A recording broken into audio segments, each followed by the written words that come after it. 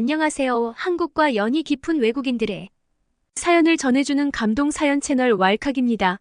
오늘의 사연작은 안녕하세요. 안녕하세요. 현재 미국에서 사업체를 운영 중인 카밀라라고 합니다. 제가 이렇게 한국어를 유창하게 할 수 있는 이유는 제 한국인 아버지 덕분입니다. 저는 베이비박스에 버려졌다고 합니다. 18살의 젊은 친모가 저를 낳았답니다. 답이 없던 친구의 행동에 헤어지는 과정이었고 그 과정에서 제가 태어난 것이었습니다. 그리고 애리조나주의 세이프 헤이븐 법에 따라 병원에 버려지게 되었습니다. 출산하고 며칠 내로 기간 등 지정된 장소에 익명으로라도 안전하게 아기를 넘겨주면 산모를 처벌하지 않는 법이 있죠. 저는 후에 한 한인 가정으로 입양이 되었습니다. 어렸을 때는 몰랐지만 자라날수록 제 부모님과 저의 외모는 많이 다르다는 걸 알았어요. 그럴 때마다 속 상했습니다. 제 자신이 이 가정에 끼지 못한 것 같고 저 혼자 돌연변이 같다고 느껴졌기 때문입니다. 어느 날 저는 한국인 아버지와 함께 손을 잡고 근처 공원을 걷고 있을 때 이상한 감정이 제 가슴에 자리 잡기 시작했습니다. 저는 항상 한국의 다양한 문화를 자랑스러워했고 미국인들이 많이 사는 이 동네에서 눈에 띄었던 아버지의 외모를 받아들이고 살았습니다. 그런데 그날 저는 근처에서 놀고 있는 아이들의 속삭임이 들렸습니다. 저는 그들이 사용하는 한국어 단어를 잘 알아들을 수 없었지만 그들의 어조에서 호기심과 혼란이 뒤섞인 것을 감지할 수 있었습니다. 제 심장은 뛰기 시작했고 저는 본능적으로 아빠의 손을 꽉 잡았습니다. 아빠는 걸음을 멈추고 제 눈높이에 맞춰 쭈그리고 앉았습니다. 부드러운 미소와 함께 그는 괜찮아, 카밀라 무슨 일 있어라고 물었습니다. 저는 잠시 머뭇거렸습니다. 아빠, 왜 사람들이 우리를 쳐다보는 거죠? 우리 모습에 무슨 문제라도 있는 건가요? 라고 되물었습니다. 아빠는 소용돌이치는 감정의 무게를 느끼면서 가끔 사람들은 그들이 익숙하지 않은 것을 볼 때 쳐다보고는 한단다. 그것은 우리가 문제가 있어서가 아니야. 우린 우리 문화의 아름다운 혼합체이고 이건 부끄러워하지 않아야 한단다라고 말해주셨어요. 저는 그때부터 입양 가정에 대해 부끄러워하지 않았고 저를 늘 같은 마음으로 지지해주는 아버지를 사랑했습니다. 하지만 사춘기를 맞으면서 저는 굉장히 삐뚤어지기 시작했어요. 친구를 잘못 사귄 거겠죠.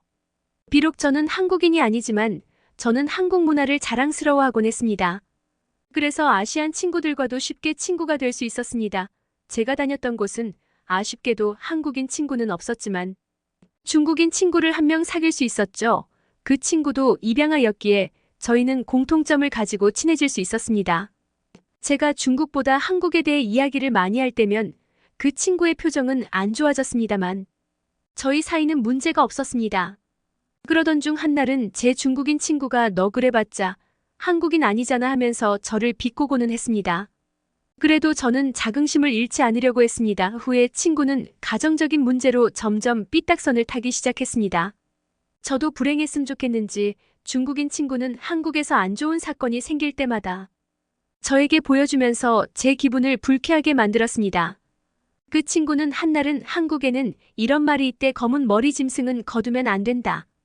너는 노란 머리니까 노란 머리 짐승이네라고 하더라고요. 그 순간 어린 맘에 부모님 두 분 다 한국인인데 나를 노란머리 짐승으로 생각하는 것은 아닐까? 혹시라도 내가 실수를 하거나 반항을 하면 부모님은 나를 버리실 거야라는 생각으로 이어졌죠. 저는 점점 동화되기 시작했고 전에는 미처 몰랐던 한국인 부모님의 단점이 눈에 띄기 시작했습니다. 갈수록 이게 점점 심해졌고 저는 부모님과 식사 자리에도 참여하지 않았습니다. 어차피 부모님은 저를 버릴 것이라는 생각이 저를 지배하기 시작했죠. 저는 타투를 했고 코와 입에 피어싱을 했습니다. 어린 나이에 부모님 몰래 뻑뻑 펴대기도 했습니다. 그리고 결국에 저는 가출까지 하게 됐습니다. 가출을 부모님께서 오는 문자와 전화에 저는 일절 대답하지 않았습니다. 그 중국인 친구와 어울리면서 못된 짓 많이 했습니다. 그 중국인 친구는 가스라이팅의 귀재였습니다. 지금 생각해보면 말도 안 되는 일에 왜 제가 가담을 했는지 모르겠습니다. 아무래도 그 친구는 한국에 대한 열등감과 저에게 열등감이 있었고 저를 나락으로 보내고 싶었던 것 같아요. 그 친구는 급기야 저에게 도둑질을 하라고 했고 저는 아무 생각 없이 도둑질을 했습니다. 과자 한 봉지를 배에 넣는 순간 덩치 큰 흑인 사장에게 걸리고 말았고 친구와 저는 붙잡히고 말았습니다. 그리고 경찰서에 가는 동안 저는 그 친구의 밑바닥을 봤습니다. 그 친구는 저는 중국인입니다. 아무것도 모릅니다. 제가 왜 여기 있는지 모르겠어요. 이 친구가 시켰습니다. 저는 입이 떡 벌어졌습니다. 그래도 친구라고 믿었었는데 어떻게 그럴 수가 있는지요. 저는 경찰관에게 부모님이 없다고 했어요. 왜냐하면 저는 입양할 뿐이고 가출한 지 이제 몇 달이 지났기 때문에 학교 재학에도 문제가 생겼을 것이고 부모님도 학대 및 유기로 골머리를 썩고 계실 것이니까요. 부모님께 전화를 드릴 용기가 나지 않았습니다. 하지만 경찰관님들은 계속해서 요구했고 저는 어쩔 수 없이 부모님께 전화를 드렸습니다. 부모님은 정말 한 걸음에 달려오셨습니다. 그리고선 저를 껴안고 이리저리 보더니 다친 곳이 없냐고 물으셨습니다. 저는 다친 곳이 없다고 괜찮다고 했어요.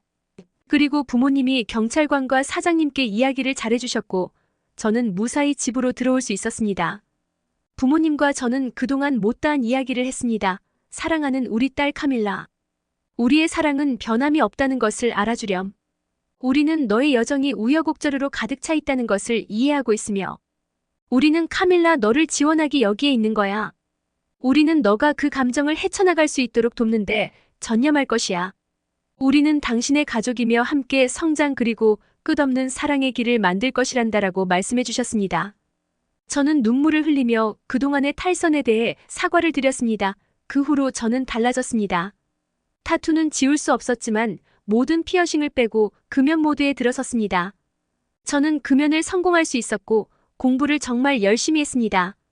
그리고 저는 지역 내 한 대학교 경영학과에 입학했습니다. 저는 부모님께 아르바이트 해보겠다고 했지만 부모님은 공부에 전념하라며 학비와 용돈도 계속해서 대주셨습니다.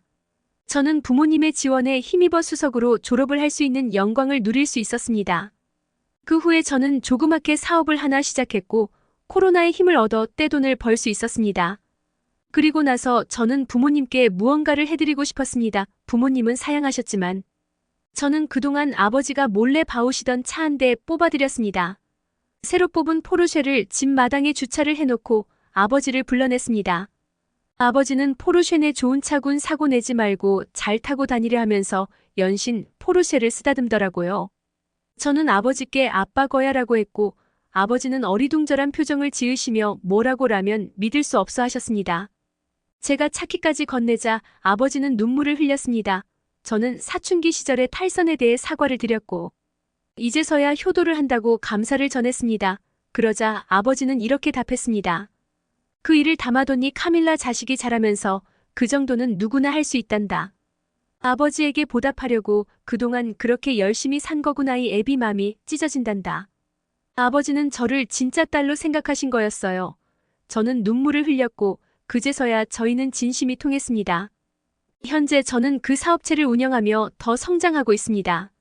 부모님도 최근 좋은 집으로 이사를 했고 저희 가족은 행복합니다. 오늘 제 사연 들어주셔서 감사합니다. 카멜라님 너무 마음 아픈 사연입니다. 오늘 사연 전해주셔서 감사합니다. 이상 감동 사연 채널 왈칵이었습니다. 감사합니다.